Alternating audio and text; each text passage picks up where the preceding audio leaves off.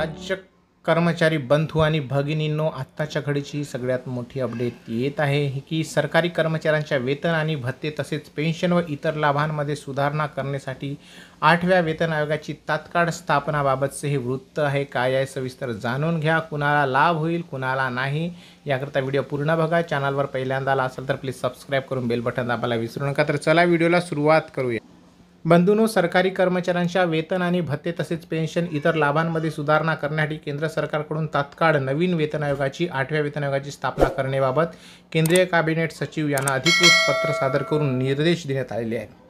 सरकारी कर्मचाऱ्यांकडून नवीन वेतन आयोग तसेच पेन्शनमध्ये सुधारणा व महागाई भत्ता अशा विविध बाबींकरिता संप पुकारण्यात आला होता. यामध्ये कर्मचाऱ्यांकडून नवीन वेतन आयोगाची तात्काळ स्थापना करण्यात यावी, ज्यामध्ये 3.68 पट फिटमेंट फॅक्टर प्रमाणे किमान मूळ वेतनामध्ये वाढ करण्यात यावी असे नमूद केलेले आहे.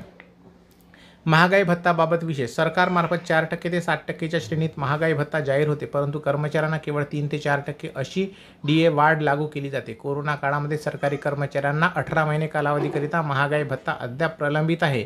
कोरोना महामारीनंतर कर्मचाऱ्यांच्या महसुलामध्ये 100% पेक्षा जास्त वाढ झाली असली तरी देखील सदर 18 महिने कालावधीतील DA बाबत अद्याप उचित निर्णय घेण्यात आला नाही. याकरिता केंद्र सरकारमार्फत निर्णय होण्याची शक्यता आहे.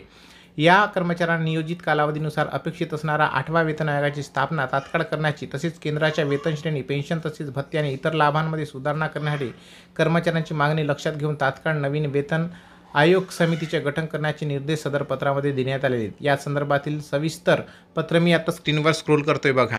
बंधूंनो, त्या संदर्भातील हे पत्र 3 जूनचे आहे. अशा प्रकारे हे पत्र लिहिलेलं आहे. या पत्रामध्ये असे सांगण्यात आले आहे की केंद्रीय 8व्या वेतन आयोगाची स्थापना करण्याबाबतचे हे पत्र आहे. शिवगोपाल मिश्रा सेक्रेटरी यांनी हे पत्र लिहिलेलं आहे.